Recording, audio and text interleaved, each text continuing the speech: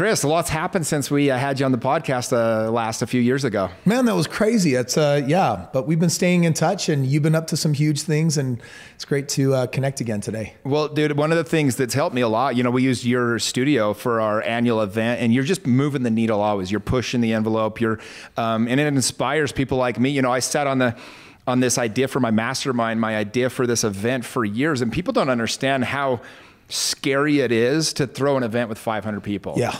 To launch a mastermind where you're charging, a pretty decent amount of money for people. Because it's not that whether I can sell it or not, it's can I perform? Can I show up for these people? Can I truly make it so that they're all look back and go, wow, that was one of the most pivotal moments of my life was when I came to that thing. But you see, that's what I love about you. There's a lot of BS out there. There's a lot of people who are like, if I can charge it, I'll collect it, and then hopefully it works out. And they can't always fulfill at the level that they're selling. I mean, those people exist. You know them, I know them.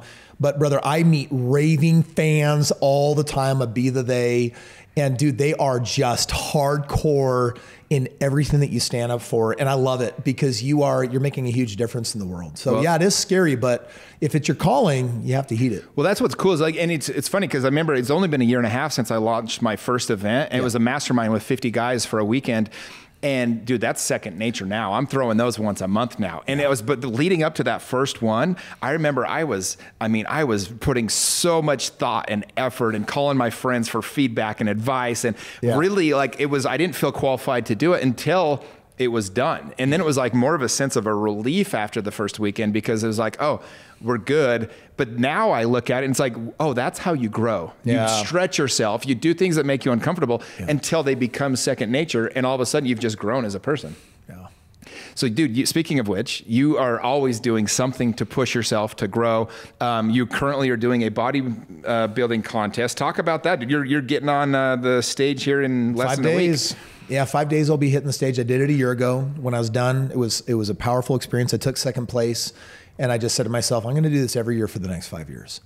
And when I re-upped, all my friends jumped in, my wife jumped in. So a whole bunch of us are going to be doing that this upcoming weekend. And, this year my goal was to add, I added 6 pounds of muscle. I'm 4% less body fat than last time. What percent are you right now body fat? Right now I'm sitting right around 5.5. Wow. Yeah, I came in, you were eating a rice cake. I'm like, he's in full mode. He's in it, yeah. So, but honestly, it's been a whole year of that. And next year I'm going to go for, another 6 to 8 pounds and can't get my body fat much lower.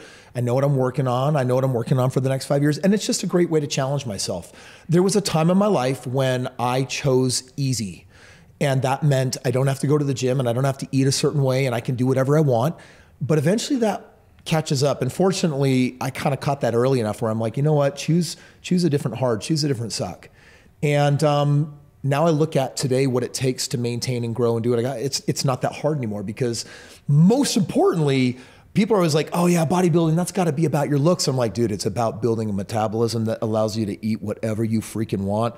And that's what I got right now. I got a metabolism. I can pound 4,000 calories a day, clean or dirty, and I'm not going to gain weight. So what were the big shifts that allowed you to get that metabolism? That sounds amazing. Well, so a lot of people don't understand the nature of dieting. They look at the scale, they're trying to lose weight. They think that's the goal. I'm like, I did that for a decade. All you do is destroy your metabolism because when you go on some kind of crash course diet, you take off fat and muscle.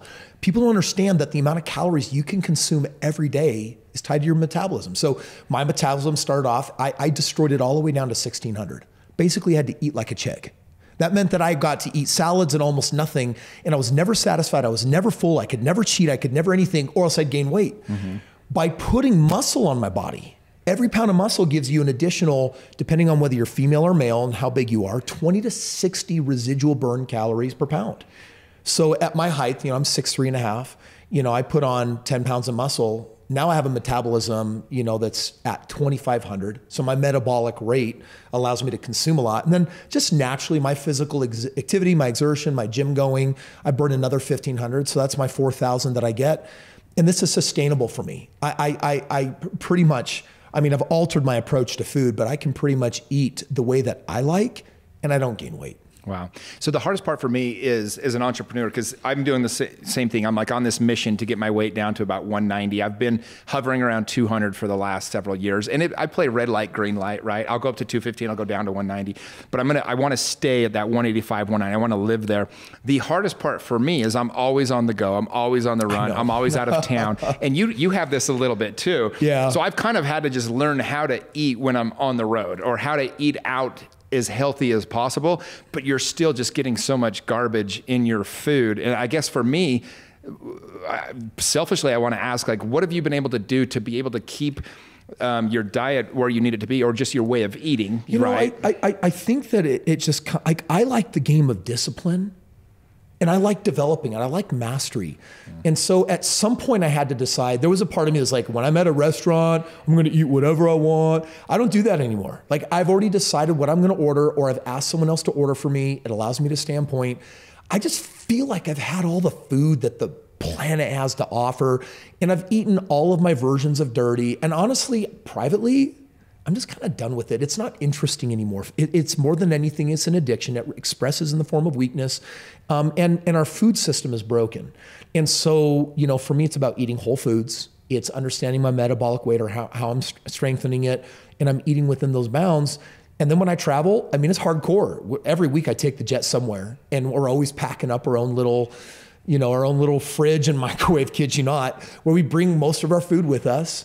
Or we have our team line up the kind of restaurants. So usually food and restaurants and everything, actually, they understand our preferences and they basically rig the system in our favor. Yeah, no, I think what I'm hearing more than anything is you basically made it the priority. You decided to take it serious, right? Because I think that's ultimately what it is. For me, it's, Jimmy, at what point are you going to move health into your number one spot, so that you actually take it serious enough that you don't justify having those bad meals when you miss, or when you're in the wrong place at the wrong time? Yeah, but I think there's a different motivation for me. And I'll probably get judged for this, and some people will think this is awful, but I know that I'm a voice of influence in the world.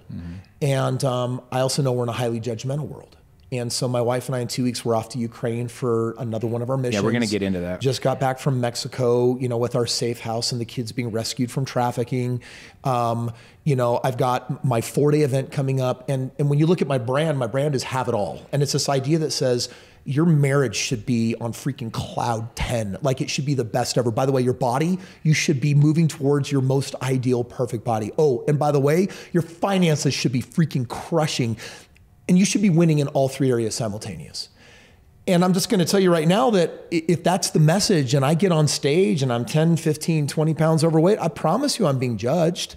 Anyone that's fitter than me that's watching me is going to say, oh, that's what he means by that. And so I actually thrive on the game of defy the odds, like beat mediocrity over the head with a club, and just go for excellence and go for your potential.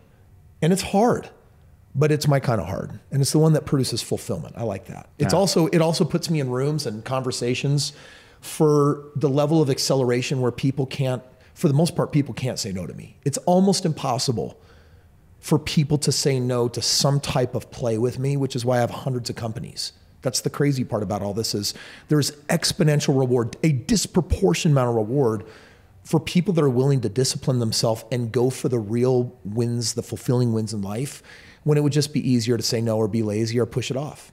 Wow. No, I think that's, I think the part that you said is there's something very attractive about discipline. It's what we're all attracted to. It's why physical appearance does matter, because ultimately it's not that you just have flat abs or big arms or whatever. It's that it shows that you have a discipline, that you're able to do hard things. Yeah. And I think that's the part that even on a subconscious level, from a survive and replicate kind of genetics that we all have in our DNA, I think that's what attracts us to those things. Yeah. And so my biggest message out to people in the world is, the world is feeding us the wrong foods, and the average screen time a day for the average adult is 12 hours, including work and social. It's 12 hours now since post-pandemic. And obesity is at 41.9% in America, and heart failure is still the #1 leading cause of death. And you look at the stats and it's like, oh my gosh, that is the average. And so for me, it's just beat the average. Well, and I think, we live in a society, unfortunately, I see these videos of the beach in 1970 or from a bunch of people walking through Wall Street down in the 1940s, and everybody's fit, everybody's in shape. I mean, the game is rigged against people to be healthy nowadays. It truly is. The way that the food and every marketing and all of the different modalities that we're fed here in the United States, it's really sad. And it takes a really concerted effort for somebody to get out of that and to be able to get into great shape. Well, I think there's the gap. We always love to talk about the wealth gap, how it's widening between the poor and the rich, but there's a health gap between, the people that are really unhealthy and the people that are really fit. There's also a gap in relationships where there's less commitment than there's ever been before. Divorce rate is at its highest. People don't know how to really commit to their significant other. And man, I just look around this place, I'm like, anxiety, depression, suicide ideation, just really unhappy souls. So whatever society's dishing up that people are consuming, it's clearly not working. Agreed. Well, one of my mentors told me 15 years ago to turn off the news and not watch it. And I was so good at that until social media and those started making it the new news. Well, what happened? They became the news, right? And so it's like, okay, well, either you just stay off social media, because if you're going to be on Twitter, you might as well be watching the news. And I take this pride that I still don't watch the news, right? Well, that's bullshit, because at the end of the day, anytime you go on social media, you're getting the news and you're getting those negative, those negative messages. And there's so much bad messaging out there. Now, you talked about with relationships. I was reading a survey the other day because I study this stuff. I want to teach it to my men. I want to help them have the best relationships they have. And I used to have this imposter syndrome, like, well, I'm not currently in a relationship, but I'm like, no, I can learn and know and follow the people that are doing this correctly, and then share that stuff with my team and with my people that I coach. And there was a stat that said the happiest relationships, it's one sexual partner per year. And that's the average, right? And anything over or under that ends up starting to be a problem. And so I saw that, for example, and I'm like, oh, that's so true. Like, if you think about it, like whether you're in a committed relationship your whole life, like it's your one person you've ever been with or whatever, but the second you start having all these extra people, or you don't have anybody that you love in your life that you're having sex with, I think it starts to have an effect on the overall fulfillment of that person. And so even like learning that stat, I'm like, when was the last time somebody shared that? Nobody's sharing that, right? What people are sharing is not to slut shame and not to, if you want it, go get it, and all these other messages. And I start looking at my own life. I'm like, oh, how many of these messages have I let seep into my own thought processes and maybe skewed the way I view how I'm going about life? Yeah, so I've been married 21 years. And I think that every long-term committed relationship goes through the exact same thing. You fall in love, everything seems magical and amazing because everything is unconditional. I'd do anything for that person. But if you're together long enough, at some point it becomes transactional. Tit for tat, I'll do this, you do that, rub my back, I'll rub your back. And that's not romantic. It's not a relationship that people want to be in. And then there's only two choices. You either get out of that relationship and it goes downhill, or you discover a sustainable approach to love, which is you got to find a way to get back to unconditional love. And I feel grateful that my wife and I, we got to the other side, and then we've learned how to advocate in the greatest ways for each other, because every day is a game to outdo each other's love. Every day is a game where no one has to ask the other one to play it. We're both committed to this game of whatever you want, I want it more for you because you want it, even if I don't want it.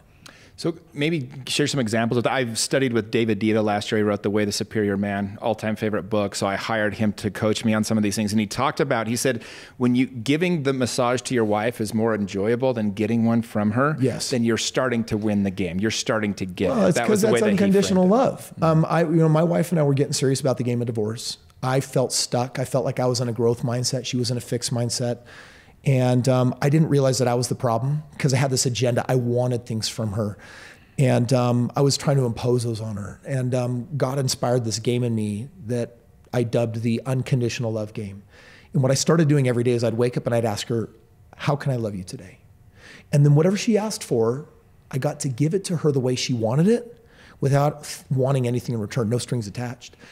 And within weeks of playing this game, something happened. I started discovering how much I love this woman, and that I loved every time I was giving her a gift, it was really just giving myself a gift. I was just being the man that I really wanted to be. And after weeks of playing the game, she started playing it. And that shocked me and surprised me. And we basically got to a point where it turned into this game of advocacy where it's just like, man, whatever you want, I will do anything to get it for you.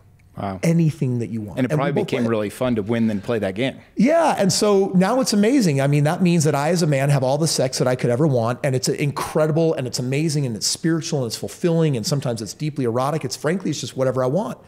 But this woman gets everything that she could ever want. If she wants time with me, she wants me to take her to Brazil and go shop for big crystals for the new house. And like, it just, to me, it's just like, man, if you want it, I want it for you just as bad. So some people ask, like, Kris, does that mean that like you're into like crystals like girls are? I'm like, yeah, man. I know their name. I know where they're from. I have conversations with my wife about this stuff because this is her thing. And I advocate for her thing. Well, it's not that you're into crystals. You're into what your wife is into to be able to have that depth to the relationship that most people just never do. They don't put in the work to figure out. And what you said, Tony Robbins talks about this. I know you're a big disciple of Tony, but he says, you know, people say like, I gave her everything or I gave him everything. And it's like, you gave him everything but what they needed. Yeah. And it's such a beautiful, simple line. Yeah. It's like, did you really? Or did you give them what you think that you needed to give them, right? And when you were talking, it reminded me, Cody Sanchez, I had her on the podcast recently, and she has in her Instagram, she has it pinned, this team concept. Have you heard of it? Mm-hmm. And it's every day or every night before you go to bed, you do these 4 things for your relationship. Number 1, the T is touch, right? You have some kind of physical touch. You hold hands, you just sit there and you be present with each other in a touching way. You cuddle, whatever that looks like. The second one is education. Like talk about what you actually learned that day or what's something that inspired you or just a fact you heard or a hard truth, whatever that might be. The third one is appreciation. So you each share one thing that you appreciate about the other, right? And it can be how beautiful they look that day. It could be something they did for you, something that you just love about them, some creativity or whatever. And then the last one is metrics. And here's the tough part. She says, usually when you're upset, you tell them that moment. It gets naggy 321 times a day. With the check-in, you wait or write down and bring it into this time. So if you're mad during the day or during whatever, you don't do it right then. When you're emotional, when you're reactive, when you're in the wrong part of your brain, right? You wait and you can actually bring it to this little check-in every night. And I just thought it was a beautiful concept. And so it's like one of those ways that you can truly love somebody the way they need to be loved and create a safe place where you guys can grow together. And it's like you said, you thought your wife was stuck, but really there was a lot of things there that you probably had expectations or needs that you had unjustly put on her, and she wasn't able to even, she was playing a game she couldn't win.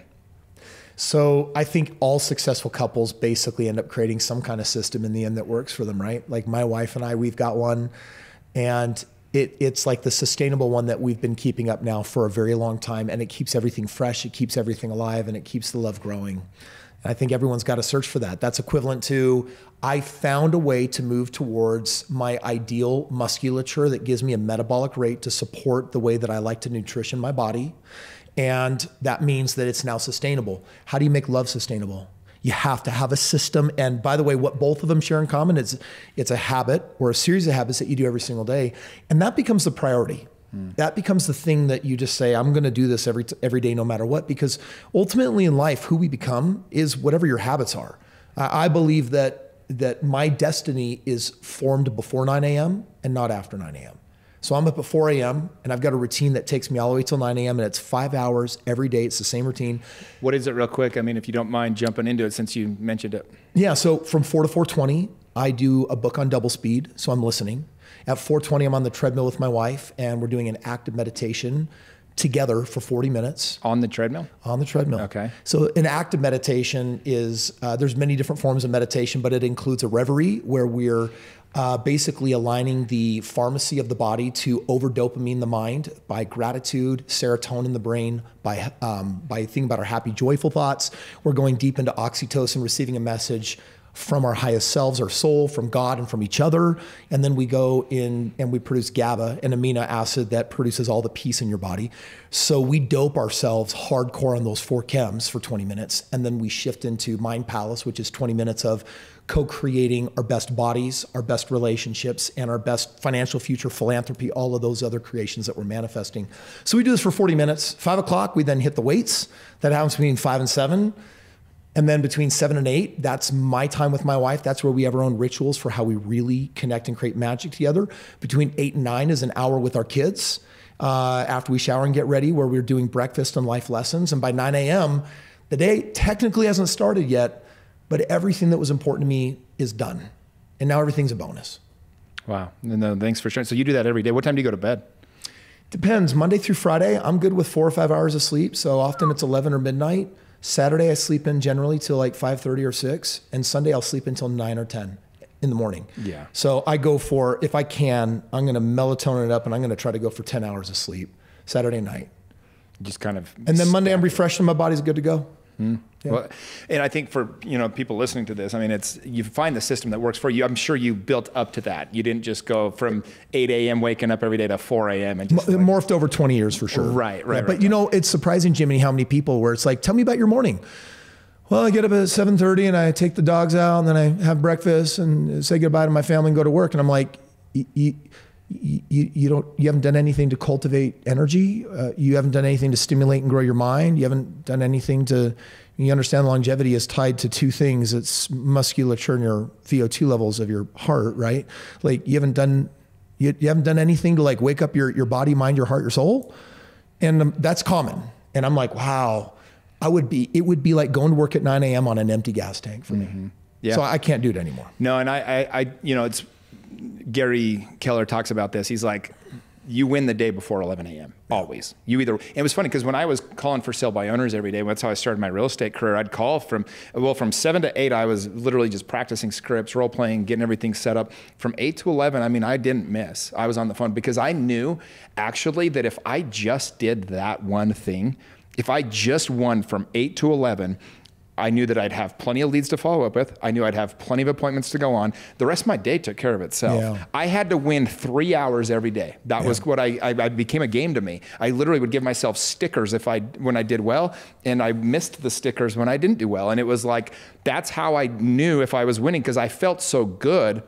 And realtors, by the time half of them rolled in at 10:30, I'd done more in that day than they were going to do all week. You're pretty much done. Truthfully. Dude, and I love that, because when 9 p.m. rolls around, I wanna feel like the last 12 hours was like a bonus. I'm like, ooh, what did I do with my bonus day?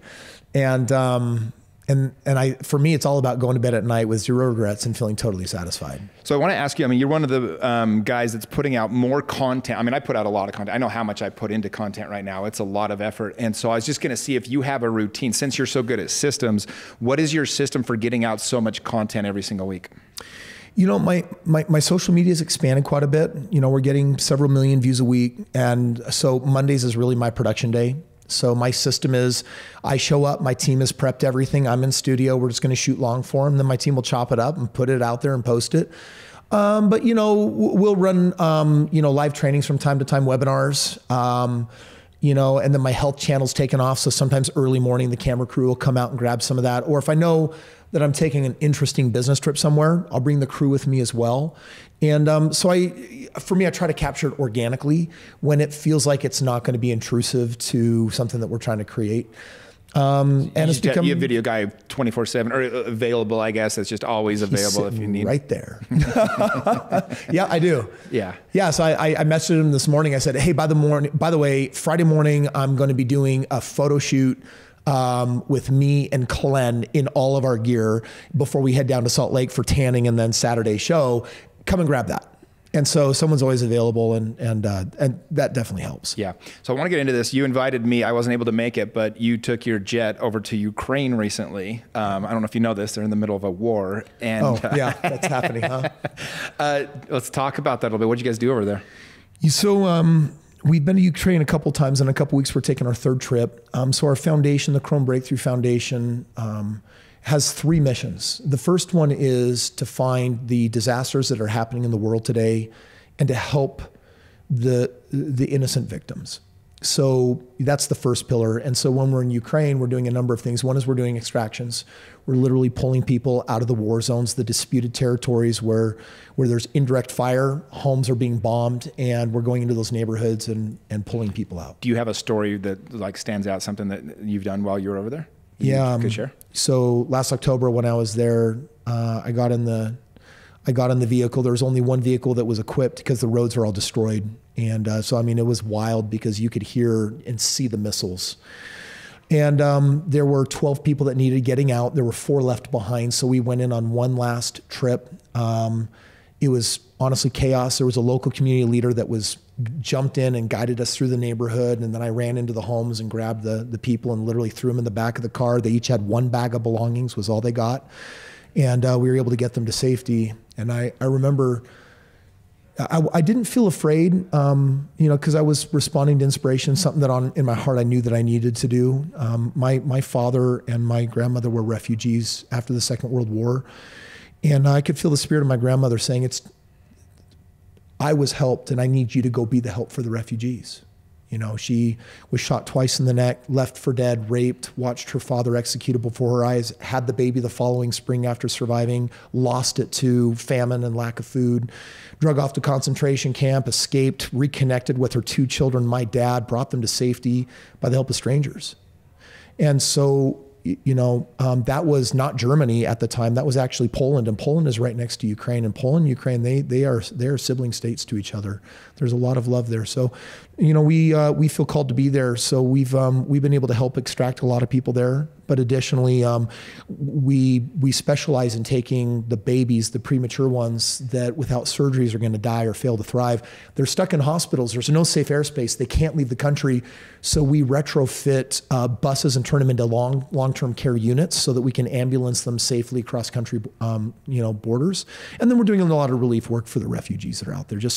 They don't have food, they don't have water, they don't have heat during the winter, and so just getting them the basic supplies to survive. Wow. So that's one of our pillars. But outside of that, we also work with Underground Railroad, the sex trafficked children. And after they get rescued, you know, in Tijuana, you know, we have a safe house there. We're opening up a second one, and we're approved for doing actually a really, really big, beautiful rehab unit that will take thousands of kids in. So we're doing a lot of the aftercare for them. And then the last pillar is the teenagers of this country. The world, Jimmy, has changed so drastically. The mental health crisis. Yes, the adults are facing it. Yes, they're facing it in a corporate world. But these kids and a generation of parents that don't know what to do with these social media kids that are suffering from insane levels of anxiety, depression, and suicide. And so we put on events where we take them in and we basically teach them emotional intelligence. We give them skills, we motivate them, we give them trainings, we give them a community. We give them a place where they can face their limiting beliefs, face their demons, and overcome them. Well, it's interesting that you say that. You know, with my coaching group, We Are the They, I realized that, you know, we had a vacancy where we needed to bring the women along. So we started the Queens Edition. And then I'm like, hey, we actually need some. A lot of the guys was like, I wish there was something like this for my kid. Yeah. You know, he's 15, he's 16, he's 14, whatever. So we started what's called the Next Gen session of this. We're going to do our first thing this summer. Oh, dude, and we're going to teach these kids. It's like when we were in school, and like especially them now, like nobody's teaching the stuff you really need to know. Yeah. And I think you have the same motives as me. Like that's what I was like. Who did I need when I was that age? Who would have I listened to? And it's one of the reasons I do cool shit, because people go, I do want to be like that guy. I want to be able to do the stuff that he's doing, so I'm going to listen to him. Because on TikTok, there's so much crap that's out there. And you and I are two of them, you know, there's a few others, but there's not that many guys that are teaching life principles all the time. And so I use my page, I make it interesting and fun and entertaining. I'll do stupid stuff to get people to watch, because you have to attract the people in. Sure. But then once they get there, they go, wow, this guy actually has a life worth emulating. Yes. And then I can teach principles that they want to listen. And I can't tell you how many people reach out. You do know this because you do the same thing. But I kind of feel like I'm a little bit of a Trojan horse. I get into TikTok, these kids are like, dude, this guy's hilarious, or this guy's funny. You got to hear this crazy story. And then I start teaching them all the things that I've got in my program for these kids, right? It's how to actually make money, how to actually budget, how to actually talk to a girl and to court a girl the right way, how to, fix things that you need to be able to know, how to be able to have social intelligence when you walk into a room, how to throw a party, how to network, how to get to know people that are maybe doing more than you are, that inspire you.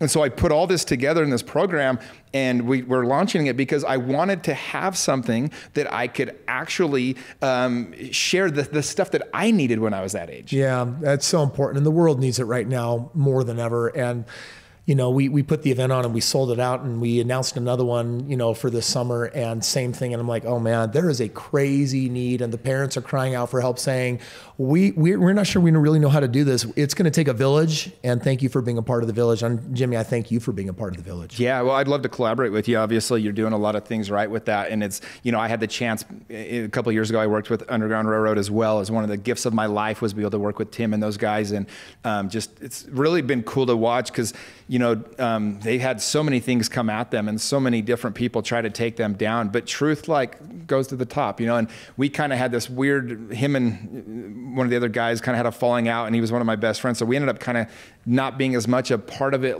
actively, but I'm one of the biggest cheerleaders. I love to hear all the things they're doing for the aftercare and working with people like you. And, last week I had Lewis Howes on my podcast. He does stuff with them. I mean, everybody can get behind a cause like this. And if you only have to go on one op before it changes your life. Forever. And that's the part where people don't where they're like, dude, you put a lot of time and effort. It's like, you don't understand. When you're sitting there and you see it, and to me, it wasn't even the rescues, because we didn't get to see that as much, but it was the takedowns. Because when you heard these people and you heard their plans for how they were going to kidnap additional kids and do those things, and you get those people removed out of the scene, you get them taken out, you just know the reverberating effect that can have, and just getting those stories out. And so it's cool I love the 3 pillars that you've chosen to work on your philanthropy and your different work. The war in Ukraine is a tough one right now, because you're like, there's 2 sides to it. And here's one of the things I always like to say: multiple things can be true at a time. A, I don't think we should be there. I subscribe to the Ron Paul belief in a lot of these things. B, the people that are there in war need some help. Both things can be true. I don't have to make the war itself right to go help and do the right thing for those people. Yeah, you're 100% right. For me, it's just like, people love to get into the right and wrong game, and I'm like, I don't think you understand. My motive is for the innocent victims. Yes. We are helping these people come to safety. Many times it is either saving lives directly. The first time I went to Ukraine, everyone thought I was crazy. And when I came back, I had experienced something and had to create a new bucket, because I had an experience that I couldn't compare to anything else I'd ever done. And it is incredibly addictive. It is mind expanding, and doing something that people talk a good game, but when you do something that actually makes the difference and you witness that firsthand, it changes you. Well, that's one thing I love about you, is you use the word addicting, by the way, is so many people want to criticize the way you do things. Same with me. They'll be like, oh, Jimmy's group this or that. And it's like, hey, I'm just the guy that's trying to do it. And I'm sure I'm going to make a ton of mistakes, and I'm going to upset a lot of people, but I am in the game. Yeah. I'm actually doing it. I actually had some buddies, my buddies like, hey, I've got a group of friends, and they're like, Kris, they don't like you, and they like Jimmy, and they're talking about Jimmy versus you. What should we do? I said, there's nothing to do. It's cool. They have found their tribe leader that is igniting greatness in them. Great. Yeah. And it makes me happy. Yeah. No, and you get it. But when you get to a certain level, people say, well, what's the purpose? You're just doing this to be seen, or you're just doing this. It's like, no, you don't get it. Go do it. Yeah. It is addicting, the word you used. Maybe I am selfish because I'm doing these things, because it does feel damn good to do it. And if that's selfish, I think is the best way to be selfish is by doing good and having that effect. I think that actually that word is so misunderstood in society. I'm like, listen, you've got to up your game of self-care. You've got to selfishly take care of you. You've got to invest in your body and your nutrition. You've got to take care of you. And in the end, it's not selfish, because what it does is it expands capacity for what you can do in the world. This world is full of empty tanked, depleted human beings that are too busy, run out of steam at work, serving their family, everyone else. And they don't get it. They think that it's a token of love and service, but it is at such a minimal level because they won't invest in themselves. I love that you said that. I'm talking to one of my guys that he works for my group as kind of like a volunteer. He gets to be a part of it for that. And he was basically running wild, and he, I could tell it was wearing on him, and he wasn't taking care of himself. And I said, dude, there's no honor in self-sacrifice, because if you can't show up with a positive attitude, if you can't show up wanting to serve these men, then you might as well not be here. I can order pizza. They don't need to be served you cooking them steak and potatoes. And so there's just this idea that taking care of yourself is selfish. It really is there's so much honor in taking care of yourself and really making sure that you can show up the right way. And, you know, being unapologetic about that. And, you know, people always say to me, like, when do you find time for yourself? And it's like, well, it's just not that sexy. So I'm not posting it, but I'm reading every day. I'm literally take a bath almost every day. I meditate every day. I go do body work once a week for 90 minutes, you know, and all these different things that I'm doing that's taking care of me, because I know I cannot show up for other people if I'm not feeling good myself. I can't help anyone else if I can't hold the space for myself. Yeah, and I think that's actually part of the game of balance. Life has this beautiful lie that we're so busy now that balance is a lie and it's impossible and you can't get it. I'm like, man, first of all, never say those words to me ever again or to yourself, I'm too busy. Because all that means is that you have no integrity. It means that you're constantly overcommitting yourself. You're not following through. You're not doing what you say you're going to do. You're stressed, you're perfectionistic, and you're driving yourself crazy. Listen, there is room for every inspired move. And, you know, people look at me and they always assume I'm busy. They always come up to me apologetic. It's like, Kris, I'm sorry to take any of your time, because what they're thinking is hundreds of businesses, millions of social media views, traveling the world, deep in his philanthropy, bodybuilding show, focusing on family. And people are like, how do you do it all? I'm like, well, first of all, I only work 25 hours a week. Mm-hmm. Right? Like my schedule is Monday is a filming day, Tuesdays and Thursdays I work from home, Wednesday is my wife's day, we go out and spend all day together, Friday is my kid's day, Saturday's my day, Sunday's God's day. Like, I'm not busy, and I'm never gonna commit that crime or that sin, because the person that's too busy doesn't have the ability to listen and hear and show up when something actually matters. Yeah. And so balance is not an illusion. Balance is available, but yeah, it's going to challenge you. You're going to have to get outside your comfort zone. You're going to have to learn new things. You're going to have to mentor in new ways. You're going to have to join masterminds. You're going to have to rethink how you do your life, because think about this, Jimmy, $1 million, 1993, today is now $2,070,000. Inflation in 5 years will probably devalue half of everyone's money listening to this in their 401ks, IRAs, and their soft saving accounts.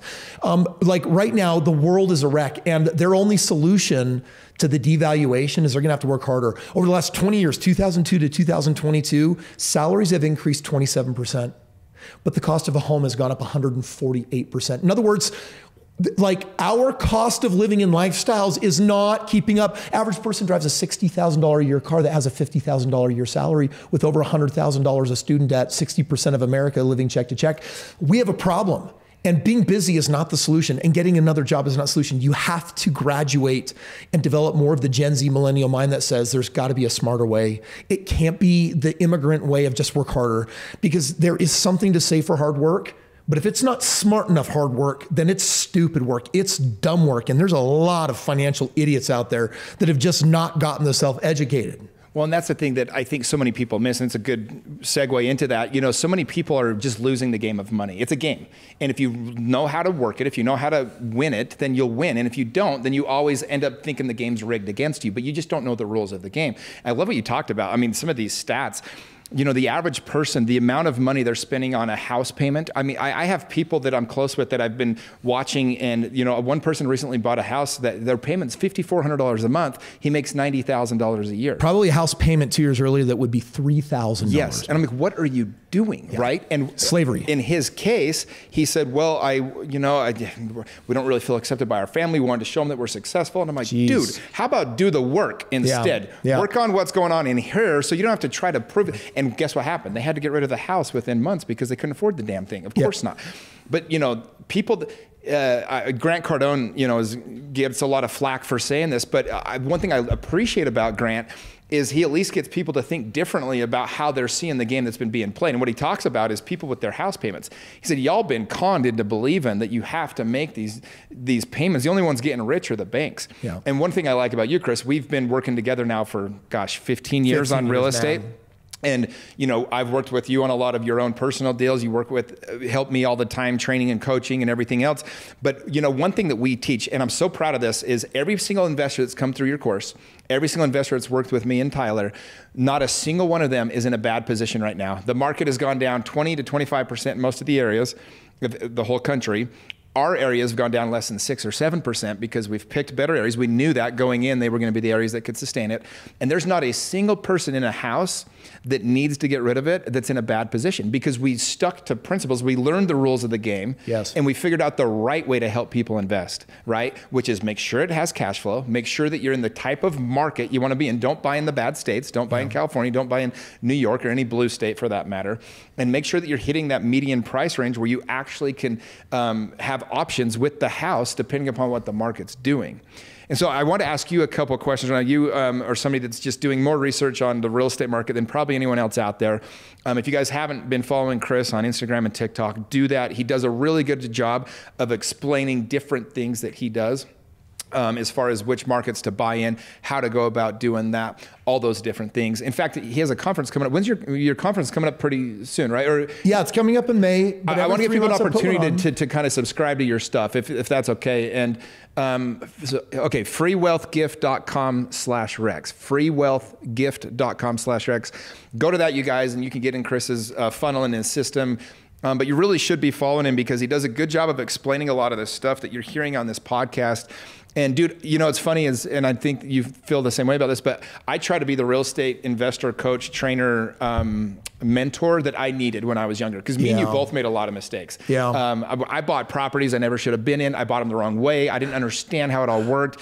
And gosh, if I could have started at 22 when I was hungry and starting and very aggressive with the information that I had at 35 or 38 or 41 now, you know, I'd have thousands of houses as opposed to what I do. And so I really want people to get educated the right way. And there's so much scarcity mindset. There's so many scared people right now with what's going on with real estate. And so it's never probably been more important than right now to make sure you're doing this the right way. I feel like there's 3 wealth games, Jimmy, that everyone should play. And the first one is, how do you climb intelligently a corporate ladder? Because you don't wait to get promoted, you promote yourself. Mm-hmm. And so there's a pathway to choose a career path in today's world where you can pay yourself as good as possible. And here's how all people start from nothing, just like you and I, and become wealthy. What we do is we're disciplined at paying ourselves first out of the portion of money that we get. And the most successful people on the planet basically invent out of every paycheck a slice of money that they're going to invest and they're going to grow with, because they understand that you can't just trade time for money. So that's the first. By the way, that was the first pivotal moment where my financial life started to get better. Yeah. It was the day that I started to watch it and go, okay, 30% of every check is literally going into another account. It's not even at the same bank. And that changed everything for me. That was the first one. My wife and I, my first year I made $18,000 a year. But my expenses were $2,200 a month. So fortunately, it was in a sales game where there was commission ability. That next year I made $50,000. The year after I got to $100,000. The year after I got to more. And I remember, my wife and I, we kept our expenses at $2,200, crappy like nothing living on, like poverty by choice, but not in mindset, $2,200 a month. And we got to the point where we were making $250,000 a year, still living off of $2,200. Well, and that's the part that nobody wants to do, right? It's that game of like, they start making more money. They just go on more vacations, nicer car, bigger house. Parkinson's law says that my lifestyle needs to reflect the money that I make. Oh, and it's literally the biggest financial mistake. But here's why. People are playing a short game instead of the long game. They do it in their body. They do it in their relationships. And I'm like, in the financial game, you got to play the long game, which means set the money aside and value investing and growing your money more than spending it and having a short-term payoff. Well, people say, Jimmy, where do you get the money to invest in all these houses and business and everything else? I saw a stat the other day. The average house in Utah, the average mortgage is 44% of the people's income. Okay, Jeez. It's the third highest state in the country. It's supposed to be around 30 to 35%. I did the math, Kris. So my payment on my house, just so you know, is like $2,500. I rent my basement for $1,500 and I'm on a 15-year loan. So my principal gets paid down about $1,500 a month. So I actually make $900 a month to live in my house. Yes. I looked at that stat. If I was living, I want to say, how much stress would I have if I was the average person in Utah with their mortgage right now? Look at your income and imagine what 44% So I looked at it. So I did. So I said, how much would my mortgage be every single month? It was over $75,000 a month mortgage, right? Yeah. I'd have like any house in Utah, probably multiple of them. And I said, this is how people are living. They have to make that. If I had to nut and pay that much money every single month for my house, Of course I wouldn't have any money freaking to do die of an anything else. aneurysm or a heart attack or stroke. Yes, but that's what the average person is dealing with on the stress. Meanwhile, I make $900 a month and I'm perfectly happy in my house because I learned to enjoy the space. And people even, I had a girl come over to meet me there to go to, we were all going to an event together, and just a random girl that was kind of hitching a ride with us. She goes, I'm really surprised your house isn't nicer than this. And I said, you know what I can say about my house? I said, I just love to be here. Yeah. And it was like one of those moments. Now, when I have a family and like start having kids and all those different things, obviously I would change. But I mean, how much house do you need? I'd feel sad and lonely if I was in a bigger house. Shaquille O'Neal has 50,000 square foot house. He uses 3 bedrooms. Yeah. 3 bedrooms. He hates living there. All those people, it's kind of this old way of trying to flex, and it's really not. And so so many people get in trouble by not living that principle of just keeping your expenses down when you start making more money. Well, that's the first game, is you've got to literally, it's as unsexy as budgeting sounds, you have to learn how to save a high percentage, because your biggest expense that you're going to pay is to the government.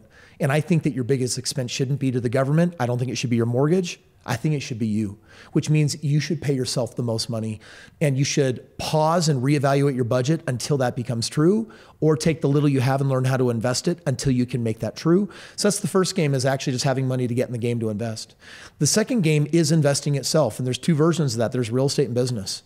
And in real estate, you know, I buy a house every single day, partner with someone in the world that finds me through social media. I've created this machine. We've done 6,500 deals, $2 billion plus now in real estate, but it's the long-term game of a house a day, right? And that game, it's beautiful because we're averaging on the low end. We never touch a deal unless there's a 25% annual ROI. And you can do that with the 3 ROIs. You know, your ROI on a piece of property is going to be made up of the cash flow. So that's called the cash on cash ROI. The next one is going to be the principal reduction, which is you've outsourced the home to people that are paying it off for you. And then number 3, it's going to appreciate. We'll leave taxes out of it, but you take those 3. And if you go into the markets, follow the rules that you're talking about, and you do at least 25%, I averaged 34% over the last couple of years. But if all you're doing is averaging 25%, if anyone listening to this would just buy one house, $50K as a 20% down payment instead of a 401k or an IRA, pause the 401k, take care of your own financial future, put in one house. If all you do is multiply that portfolio every time it doubles, then by 20 years later, that's going to grow 50K at 25% ROI. Let's grow to $4.3 million. At 34% ROI, it grows to $17.4 million. So everyone should have that in their back pocket because it's passive. It doesn't require your time, effort, and energy. And it does mean that you wake up 20 years from now and say, wow, I got what I need for at least a basic retirement. And then you got the third money game. But those first 2, it's just like, man, just learn how to save money and live below your means, and then learn how to do real estate, because 90% of all millionaires come from that game. Yeah, no, I agree. I did a call the other day that was really technical on investing with my coaching group, and I could tell a lot of the guys were kind of like, this is way too, and I said, guys, if this was intimidating, if you didn't get it, if this was hard to follow, you don't understand investing. You need to learn the skill better. You need to actually get the knowledge that you don't have. And that's one of the things that they don't teach you in school. Nope. So God bless you, nobody knows it, but it's your responsibility to go out and learn that game. So real quick, we'll end on this one. What's the third one that you were talking about there? If 90% of millionaires come from real estate, then 100% of billionaires come from private equity. And every month I acquire several new companies. We've gotten into the game of mergers, acquisitions. Once we figured out how to successfully build a company, now we're just acquiring companies. And I think it's the biggest game financially a person can play, but anyone can play it even on a small level. You want to own a company that can produce great cash flow, and don't make the number one mistake that most entrepreneurs do, which is operating it. As soon as it's profitable enough that you can hire someone to run it for you and grow it, and it spins less off to you, but it spins something off and you reclaim all your time, repurpose your time into raising your standards and doing a second one better.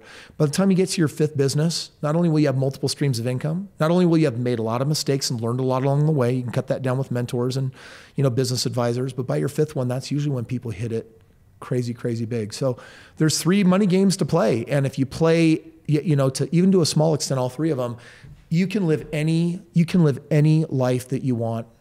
Wow. Well, I love that. And I love following you. I love learning from you. I get a lot of my own ideas because I'll hear you say something and I'm like, oh, I can say a similar thing in a different way. Yeah. But I'm like, and again, you'll reach your audience, I'll reach mine. But we need people that have actually been in the trenches buying and selling. I mean, between my real estate team, we've both worked with Tyler a million times as well, but between us, we've sold 7,000 houses. It's crazy. Right? I mean, we've been there. There's so many people want to give advice, and it's like, no, I forget how much I've learned. I've invested in over 100 companies. I currently am invested in over 35 companies and over 30 properties. Like I've been in the trenches, and that's why I'm qualified to speak about it. If I want to talk about what's going on in Ukraine, I'm not going to talk to anybody on the news. I don't trust any of them. I'm going to call you because you've literally been in the trenches, and it's the same thing when it comes to these life experiences you only get by doing it. And that's, I think, why it's so admirable. It's why I wanted to have you back on the podcast, because you're a guy that throws his hat in the ring and gets in and gets things done. So if you guys listened to this, you loved it. By the way, we need to do this more often. This was a thanks, Jimmy. Great podcast.